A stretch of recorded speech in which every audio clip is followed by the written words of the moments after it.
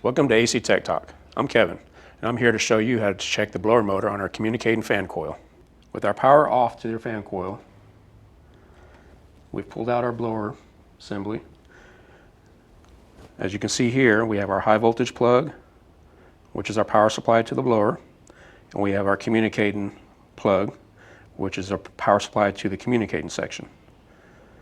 Now we're going to remove these plugs so we can do further tests on the plugs.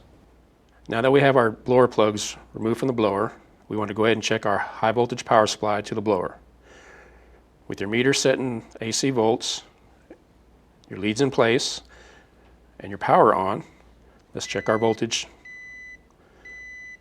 Should get a reading of 240 volts. As you can see here, we have 244, which is a good reading. Now let's move on over to our DC communicating plug. Place your meter in DC mode. Place your common terminal from your meter into the green terminal. Take your other lead and place it into the red terminal. And we should have 12 volts DC. Now, leave your common terminal in place, move your other terminal over to the yellow, and we should see 5 volts of DC. As you can see, we have 4.9, that's a good reading.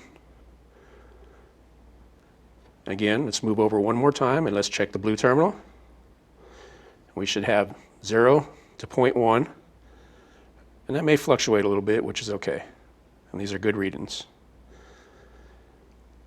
So if these readings are good and everything checks out, and your blower motor is still not working, replace your blower motor.